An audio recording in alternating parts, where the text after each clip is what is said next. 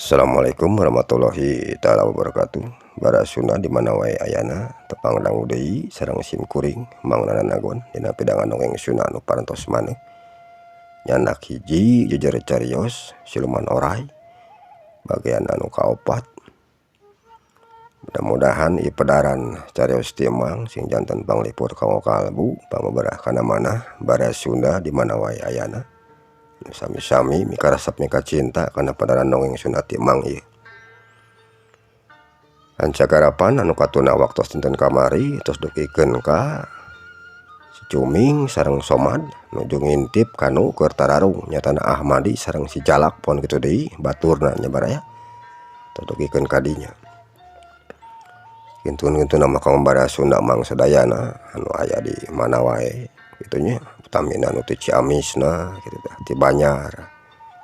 Teras anu ti Subang, Karawang, Garut, Tasik kitu nya, Sumedang. Teras Bekasi, Sukabumi,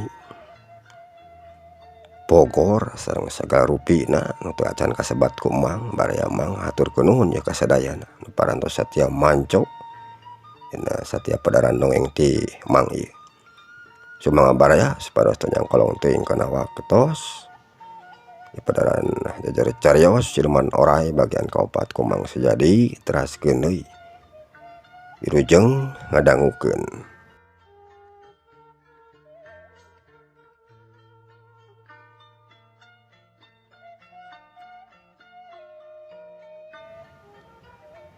Nasaha nya mad eta jalma nu keur tararung teh jeung ngarebutkeun naon atoh ari manehna teh cenah awas jamal lieur wae gawe make jeung garanut moal garong mah kitu ceuk si Cuming. Teuing atuh Ming, kuring teh nya wari saha-sahana mah ngan anu sakainget ku kuring mah eta jalma teh lamun teu salah jalma nu tadi kungsi naek kana luhur panggung teh tuh anu itu nu hijina deui mah eta jalma teh tadi kapanan ngigel jeung ilaeng dina luhur panggung teh mah Somad bari curug katuhuna nunjuk ka Ahmadi nu keur tarung jeung si Jalak kutan teh kitu nya mad. Manehna nu tadi ngigel jeung uing teh na marebutkeun naon atuh nya, marebutkeun juruk kawih kitu atawa anu jarai ponganana ceuk si Cuming. Teuing Ming, ayeuna mah hayang nyaho urang Bandungan we heula ku urang nah kumaha akhirna cenah ceuk Somad bari mencrong deui kanu keur tararung ucapkeun ayeuna jalma nu keur tararungna beuki dieu nu tararung teh beuki paragot wae baraya malah ku ayeuna-keun mah kabeh ge geus ngalalugas badaugna ngan anu teu mesat badaugna teh wati ki gahar hungkul. Ahmadi nu harita keur ragot tarung jeung si Jalak badaugna katenya mun diput-put rek ngahancakeun awakna si Jalak tapi si Jalak manehna oge teh eleh gesit sakabeh panarajangna ti Ahmadi ditarakisan ku badaugna yeup belentrang badaug si Jalak narakisan deui badaug Ahmadi sorana meuni sing palentrang sing buricak ngaluarkeun kembang sini jeleng si Jalak katenya loncat ka luhur bari ngayunkeun badaugna kana peuheung kencan Ahmadi. Ari seseukeut badaug nu katojok ku cahya wulan meuni ngakurilap matak ingis nenyona Ahmadi barang manehna nenyo seseukeut badaug musuh nu geus ngalayang deui rek ngahanca kana beuheungna lep Ahmadi rikat ngalepkeun sirahna ka handap bari ngalapuhkeun awakna kana taneuh gorentel Ahmadi ngagorentelkeun awakna ka kenca yeup plos badaug si Jalak nyamos ngakan angin cilegedeg Ahmadi atenya geus nangtung deui bari jeung renghap ranjug getuna teh napasna naek turun tayuhna wae cape meureunan hari kulila mah tarung teh ucapkeun ayeuna si Jalak baraya sanggeus panarajang manehna teu hasil ngeunaan kana awakna lawan si jalak rikat malikeun di awakna kanu jadi musuhna. Ari napasna mana ge sarua geus nenen kemis. Teu lila pok kadenge si jalak nyarita sorangan. Kurang ajar, lingas oge ieu mangkeluk teh. Lamun ke carana aing kalakah meakeun tanah katepug ieu. Tapi awas ya, hiji mangsa mah jangan deui ku debek. Aing leuwih hade, aing nepungan heula ka Kirowi pikeun nepikeun ieu masalah. Jeung rek minta bantuan ka maranehna. Sangkan bisa nyangkalak kita jalma. Sabab dituluykeun oge moal paleg ieu. Bisi kaburol bating orang lembur anu datang ka dieu. Kureak aing pada ngaringkus deui di dieu. Ceuk geurentes hatena si jalak. Bari ngalieu ka batur-baturna. Geus kitu, cerewok si jalak ka korowok. Mereka manau ka balad-baladna. Dak, lumpat oi. Ceuk si jalak. Atuh batur-baturna nu harita keur tararung jeung musuhna. Tuluy kabeh malunur ka tukang. Anggeus sada jauh tinu jadi musuh-musuhna. Perang bau si jalak jeung anu sejenna lompatan narengakeun pakalangan. Kalabur teh dinya. Lompat murung-ulon rek ngajug-jug ka ieu mana Kirowi. Jadi kegedug maranehna. Ari Ahmadi jeung anu liana barang nenyo nu jadi musuhna kalabur teh dinya. Areg Ahmadi ka tenyo ngaraneg. Bari ngatur heula napasna. Teu lila ti harita pok kadenge sora si Bodil anu nyarita ka Ahmadi bari nyampeurkeun ka manehna. Kumaha lamun geus kieu Den? Da rek diudag wae atawa moal eta jalma teh? Ceuk si Bodil. Wah, keun we hantep Bodil. Baeuna oge kacape-cape. Maka jeung kudu diudag sagala rupa we. Kana mun engke dina hiji mangsa urang diparengkeun dipanggih jeung maranehna. Ulah rek diantep. Urang orah deui we urang. Sing nepikeun ka paleng cokor-cokorna lamun bisa mah. Temal Ahmadi. Kitu nya Den. Oh nya halus atuh ari kitu mah. Jeung deui keur mah. Capek deui, kuringna oge. Ceuk si Bodil. Bari ngalapan kesang dina beuheung jeung beungeutna. Bodil. Teh mah hayu tuh. Urang ka tempat hiburan deui. Sugan can kaburu balubar.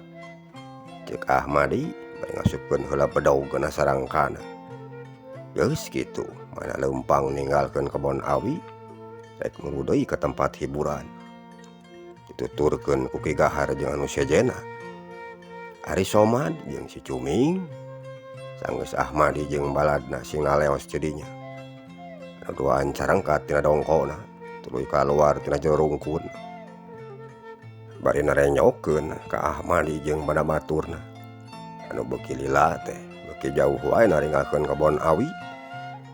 Teu lila ti harita les Ahmadi jeung bana baladna geus teu katarenyo deui nu duaan. Pok si Cuming kadenge nyarita ka Somad. Hayu Ahmad, urang leuwih deui eta mah. Sababna geus lewat tengah peuting kapanan ieu teh. Ceuk si Cuming. Nya, hayu Ming. Tema Somad. Bari ngalengkahkeun sukuna rek tuluy marulang deui ka lembur Cipedak. Kaayaan harita di kebon awi geus tuning sepi jempling rehe comrek teh lain mebohongan. Kadenge ngan saukur sora angin sing saleor saluhureun tangkal awi. Ari daunna sing korosak sing keresek. Celik gesek jeung anu liana. Anu duaan harita katarenyo keur leumpang keneh di jalan satapak anu aya di kebon awi. Disaraksian ku caangna cahya wulan jeung bentang baranang keur sing karetip di mega malang. Angin beuki dieu teh beuki tiis wae karasana. Sakapeung leutik sakapeungna mah sok rajeun ngagelebug. Bea kebon awi Somad jeung si Cuming manggihan jalan anu rada nurugtug. Dikenca katuhun eta jalan rajeg ku tangkal kai anu garede. Nu ngahieuman ka eta tangkal jeung eta tempat barang anu duaan keur carong jon naleumpang. kajauhan hawar-hawar kadenge sigaya suara angin anu ngakuruh hanaruan. Beuki lila eta suara angin teh beuki deukeut wae kadengena ku duaan. Reg anu duaan ngareunkeun heula lengkahna. Tuluy urat reret ka hareup jeung ka sabudureuna. Naritenan kaayaan anu aya di dinya. Teu lila pok kadenge deui suara si Cuming anu nyarita ka Somad. Lain eta suara angin, beuki lila teh asa beuki ngagedean wae nya mah. Malah satamah deukeut ku rarasan teh. Moal rek pihujaneun mah kitu. Ceuk si Cuming nyarita ka Somad. Keur leumpang nebeh katuhun manehna. Moal sigana ari pihujaneun mah ming. Sababna teh nya tuku ilaing di luhur. Bulan jeung bentang oge anu sakitu baranangna papanan. Ana angin naon ari eta nya? Mending ngaguruh kitu kadengena. Tembal Somad bari rungah ringeuh mahana oge. Nitenan ka sakuriling bungkingna. Haah, na angin naon atuh nya? Sok aya-aya wae ah. Moal siluman mah kitu, nu keur ngalewat ka dieu. Ceuk si Cuming. Teuing atuh ming. Tembal Somad bari ngeureuyeuh leumpang deui nurunan jalan anu mundun. Tapi karek oge sabaraha lengkah kurobas beh katuhun jalan nu keur dilaliwatan ku maranehna. Kadenge sora anu karobas meni matak reuwas ngadengena. Atuh reg anu duaan ngararaneg deui bari nenyoan katebeh katuhunna jalan anu rajeg ku tangkal kai. Ming, na ilaing bieu ngadenge atawa henteu? Lamun di dieu biaya suara anu ngagorobas. Ceuk Somad. Haah Mat, kue nge kadenge beteh. Suara naon nya? Moal mau mah kitu. Tembal si Cuming. Bari tuurna ka tenyo geus rada nyeroncod. Sabab ceuk pikirna kumaha cenah lamun suara anu bieu teh asalna tina suara maung nu keur luncat kana rungkun. Tuluy eta maung teh ayeuna keur ngadepong intip ka maranehna. Tapi ari ceuk pangrasa kuring mah lain maung ming. Sabab ti lemur ieu kaleuweung teh lumayan jauh kapanan. Teu kawas di urang. Anu deukeut tamun rek kaleuweung teh. Ceuk Somad. Haah nya. Saha nu nyaho atuh Mad? Aya maung nu nyasar meureunahan. Ayeuna mah hayu ah. Urang lompang deui weh. Keueung cicing wae di dieu mah. Tempatna oge beuni geuman kieu geuningan. Katanya na oge Mad. Ceuk si Cuming bari leumpang deui.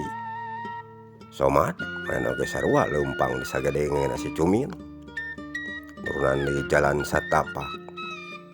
Karek oge sabaraha lengkah cirihil. Nuduaan kadenge suara awewe anu nyerihil siganuhuna. Tapi ari kadengena ku nuduaan mah matak muringkah kana bulu punu. Siganya suara awewe anu nyerihil Mad. Nah naonnya? Moal neng kun-kun mah kitu. Ceuk si Cuming. Naon neng kun-kun teh ming? Ceuk Somad. Kun teh bukan bae ah. Bek teh teuing rek kun teh rek naon oge. Saulah ngakang we ka urang. Ayo Ahmad, urang ada gancangan ena mah rompangna. Ceuk si Cuming. Bari setengah ngagedig leumpangna. Hayang buru ninggalkeun eta tempat. Dituturkeun ku Somad. Ari sora awewe anu keur sing cirihil. Beuki lila teh asa beuki rame wae kadengena. Anu duaan ari tangis rada jauh ninggalkeun tempat anu tadina. Reg duana ngararaneg heula. Tuluy sing koloyong kana sasisieun jalan. Bek dariuk dina saluhureun jukut bari ngalatur heula napasna. Nah bet eureun heula di dieu ming. Ceuk Somad. Kelaman, wing mah capek ah. Akara saumur-umur wing mah. Nyuhun hulu nu ieu jeung nu itu. Leumpang asa udag-udag ku jurig teh. Kaalaman ayeuna geuningan. Sakieu capekna. Asa ngeusgap wae ya bujur. Dirauh ku jurig. Ceuk si Cuming. Nya sarua we kuring ming. Asa karek ngadenge suara nu sing cihil kitu. barejeng teu kanyarahuan di mana caricingna. Tapi sigana mah geus aman meureunan ari kalebah diekeun maming. Ceuk Somad. Sungganan we atuh. Sueuh naon deui di dieuna. Sabrang ka Palembang sing palid sing jarang itu. Ceuk si Cumi. Dituna masih singlar manehna teh. Tapi karek ge si Cumi ngrengse nyarita kitu. Rungkun anu aya di beh peuntaskeun jalan. Katenya kudu duaan siga nu aroyag. Bari kadenge sora nu seah. Atuh anu duaan meni sing gurubug. Tuluy narangtung bari nenyokeun kana rungkun anu aya di peuntaskeunna jalan. Nah kunaon eta rungkun bet aroyag nya mah? Ceuk si Cumi bari panonna nenyo kana rungkun. Teuing Ming, moal ku sato mah kitu. Hayangnya urang sampurkeun atuh. Meh puguh. Tema Somad. Hayo. Ngan kade sing hati-hati mah. Leungeun ulah rek jauh tah tina pernah bedaok. Jadi lamun aya naon teh gampang kapanan, kari nyambat teh bedaok. Ceuk si Cumi. Nya Ming. Ayo ayeuna mah. Urang deketan ku urang. Tema Somad. Bari ngatayap ngadeukeutan kana rungkun anu aya di hareupeun maranehna. Sanggeus aya dina hareupeun rungkun. Rungkun tuluy disuaikeun ku Somad. Barang eta rungkun disuaikeun, preh teh kudu duaan katenyo. Dina sajeroan rungkun teh keur aya oray sanca anu kacida gedena. Awakna ngaringkel, ari huluna cileungeuh ka luhur. Panonna hurung nenyo kanu duaan. Atuh Somad jeung si Cumi teu sirikna calangap. Barang nenyo kitu teh. Mad, roai, Mad, lumpat Ceuk si Cumi barejeng teu mikir kana nanaon deui. Nyebut oray jadi roai. Bakating ku kasima meureunan. Nenyo oray anu sakitu gedena. Barang baung si Cumi lompat pangheulana. Ningalkeun Somad anu masih kasima keneh.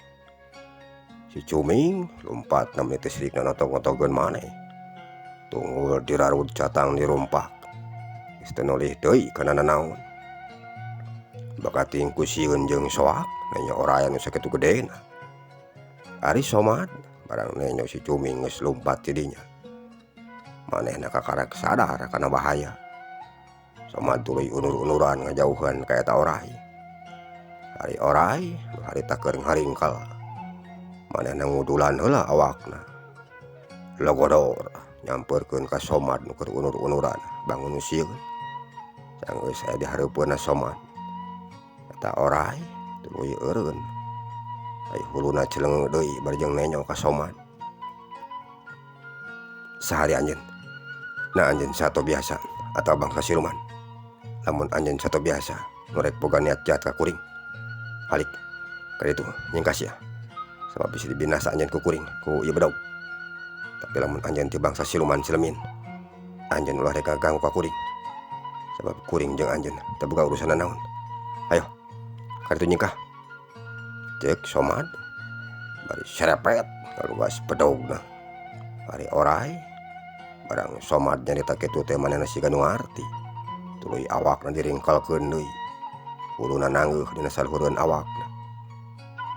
Sabab teu katenyo aya tanda-tanda lamun eta oray teh rek nyerang ka Somad. Pok Somad kaneng deui nyarita. Tah ayeuna mah kuring rek balik.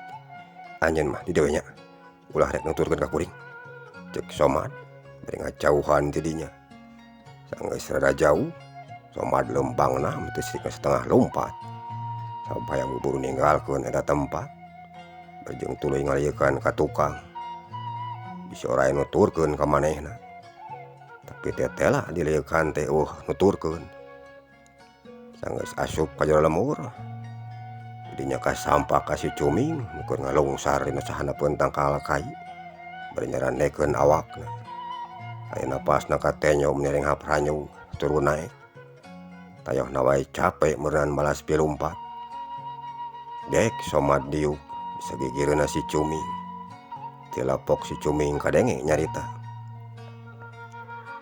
Nari nyelaeng, kamana heula ieu teh Mad? Dileukan teh eueuh wae. sok sieun tuluy dicaplok we laing teh ku oray. Ceuk si Cuming, kuring mah tadi teh nyarita heula ka eta oray ming. Lamun anjeun siluman ulah rek ganggu ka kuring. Tah kitu cukuring teh. Tapi eta oray siga nu ngarti kana ucapanana jalma. Maneh teu wani ngaganggu ka kuring. Malah mah teu ngundag-undag acan. Sikeuna wae oray siluman beureunan. Lain saoray-orayna. Atau lain oray biasa ming. Teu mal somad. Oray siluman tangtuna oge. Sabab awakna meuni gede. Terus sajaban teh gede teh panjang deui. Ini mata kukurayeun uing mah nyona ge ah. Sigana sekali capluk oge. Mah teu burung pindah awak teh. Kana beuteungna ta oray. Na oray ti mana? Oray naon ari nu kitu nya? Ceuk si Cuming. Teuing ming ari naon-naonana mah. Jeung teuing oray ti mana? Kana nu puguhna mah oray siluman we ari cukuring mah. Sabab beda dina sorot panonna oge jeung oray biasa mah ming. Ngan ari kasebutna bangsa demit mah. Kapan sok tara kanyahoan aya jeung eueuhna teh. Keun bae. Ayeuna mah teu kudu dipikiran teuing. Nu penting ayeuna urang geus salalamet. Hayu aming. Urang tuluy ka imah mah. Geus deukeut kapan? Ceuk somad bari cengkat tina diukna. Si Cuming maen oge sarua jung nangtung. Geus kitu anu duaan naruluykeun deui leumpangna. Ninggalkeun eta tempat rek jugjug ka lemur Cipedak. Cag urang tuna heula lalampahanana somad jeung si Cuming baraya nu keur leumpang di jero lemur. Ayeuna urang nyaritakeun deui oray anu tadi baraya. Barang somad geus teu katenyo deui ku eta oray, les jadi mah oray ngiles. Leungit lebih ilang tanpa karana. Jangelek jadi saurang awewe anu geulis kawanti-wanti endahna ka bina-bina. Ari dina sirahna katenyo siga nu make mahkota. Pakeanna teu bina ti putri karajaan. Buukna hideung meles. Halis ngaceler pae. Ari irung kuwung-kuwungan. Bibir meuni ipis. Gado naug sapotong. Ari beungeut ka daun seureum. Awak lengik bari nyambuang seungit ku kekembangan tina awakna. Estuning eueuh cawadeunana. Tuluy eta awewe teh leumpang muru ka sahanapeun tangkal. Kaparangan ieu nya aya batu anu rada gede. Kek awewe teh diuk dina eta batu. Teu dilapok kadenge manehna nyarita sorangan.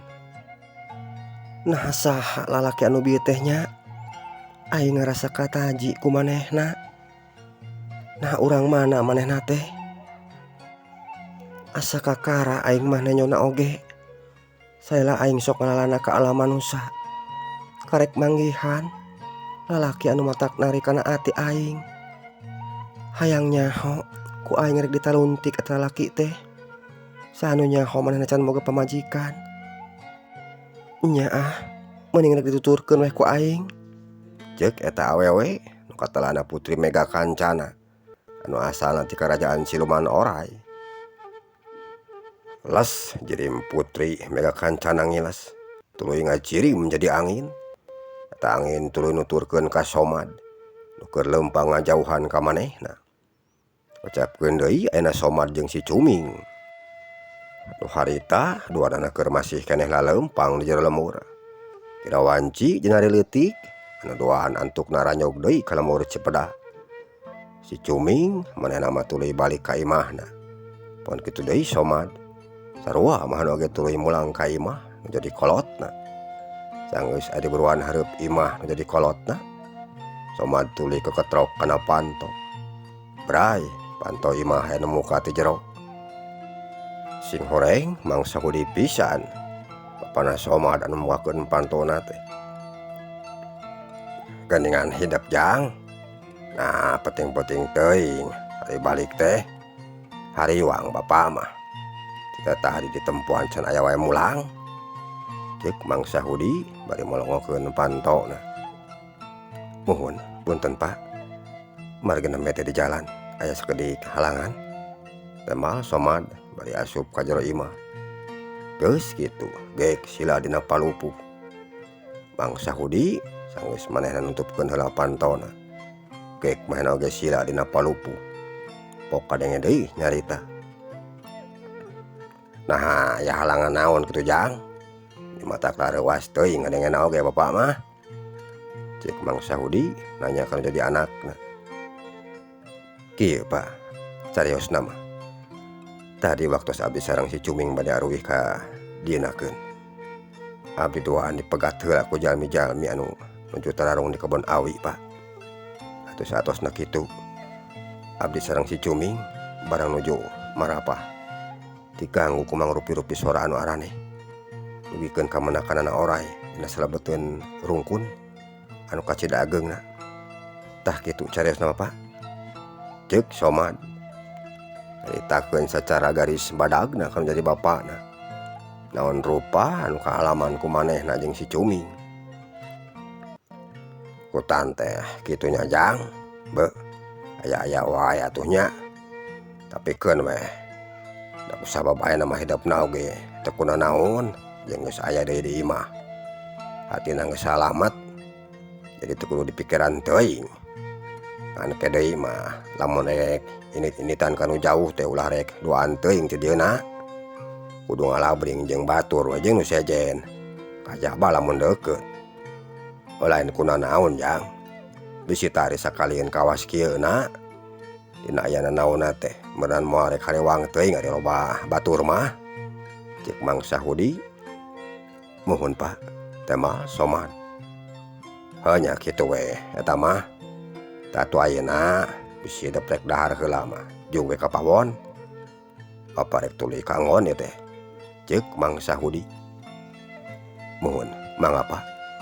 Pilih bapak bade teras heureuk mah. Ceuk Somad. Geus kitu Mang Sahudi manehna mah tuluy ngaleos ka anggonna. Tayana we rek ngadon sare heula meureunan.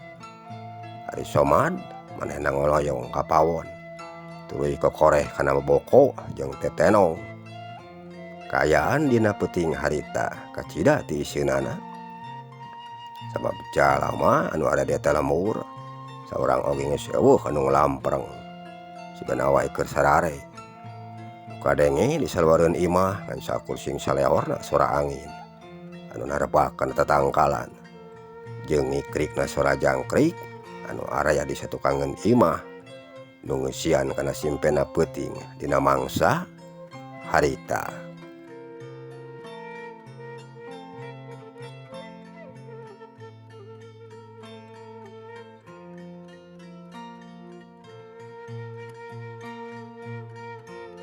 Cag urang tuna heula kaayaan di mana Mang Sahudi baraya. Ayeuna urang nyaritakeun deui Ahmadi jeung padabaturna. Nu keur araya keneh di tempat pangalajoanan. Harita kira wanci denari leutik. Tatabeuhan di mana Abah Nun geus rengse katanyona teh.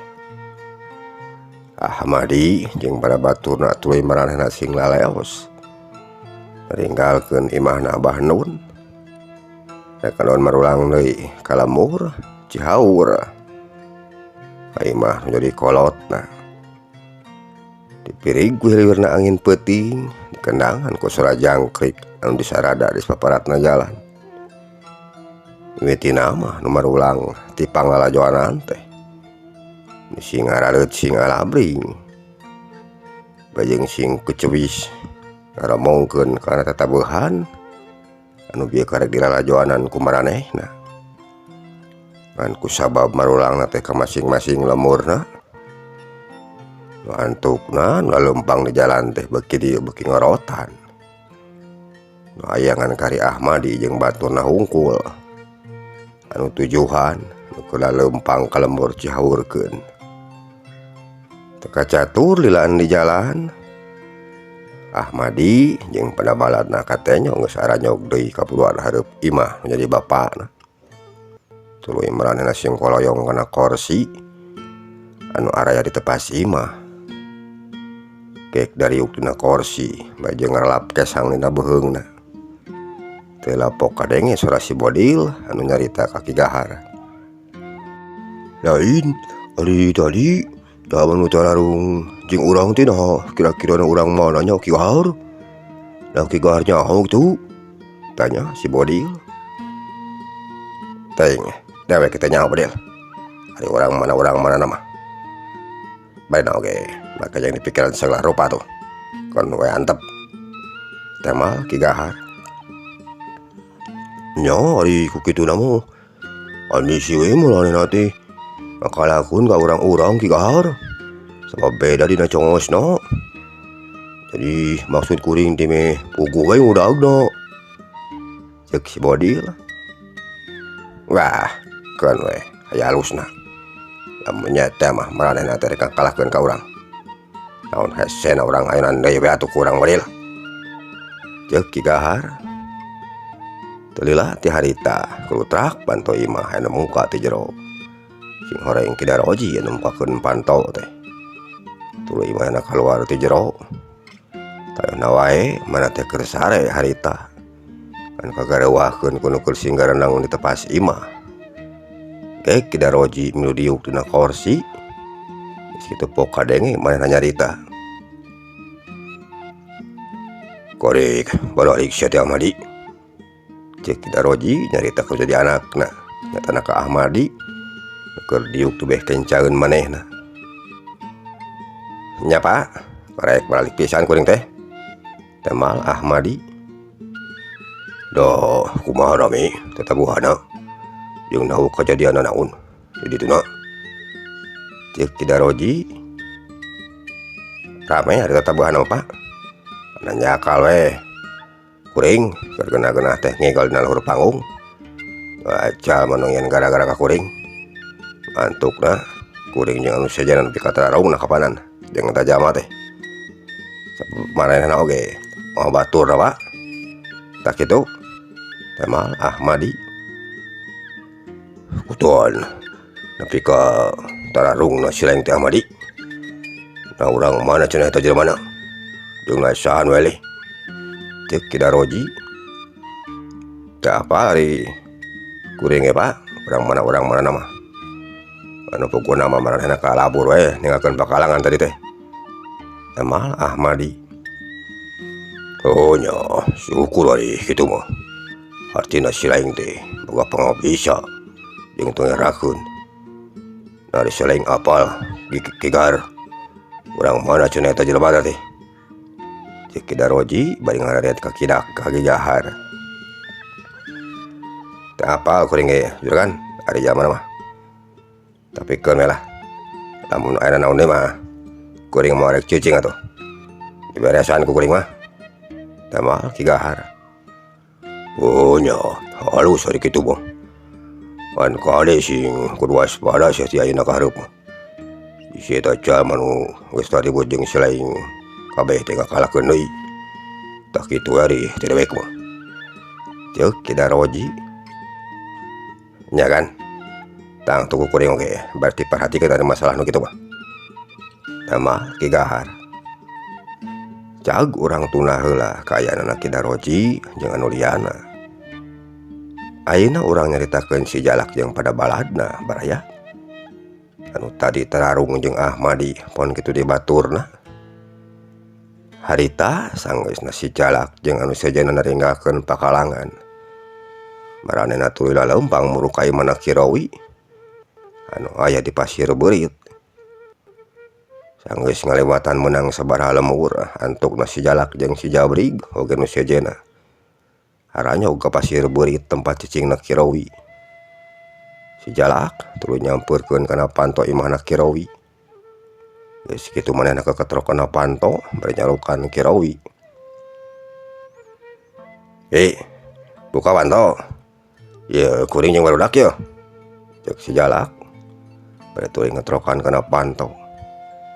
Tuluy latih harita kulutrak ti jero imah kadenge. Asal-asalat panto nu dibuka. Bray panto muka. Lola saurang jalma nu kaluar ti jero. Sing horeng Ki Rowi pisan anu kaluarna teh. Bok kadenge Ki Rowi nyarita ka si Jalak.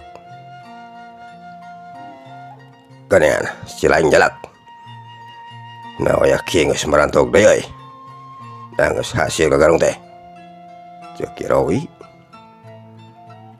Acan ki kuring can hasil ari ngagarung sabab rada acan ngagarung oge kan sugan isuk kata page to sabab pieu kabur aya masalah di tempat nu rek digarong ku kuringna jeung baru oge ki teh mah si Jalak jadi kitu nya Jalak geus aya mah urang kajeroh lah we urang teh ceroh ngawarangkongna ceuk Kirowi nya ayo tuh ki tema si Jalak bari arasup ka jero imah dituturkeun ku batur-baturna geus ara di jero gek marana dariuk bari sila dina palupuh teu lila pok adenge deui Kirowi nyarita.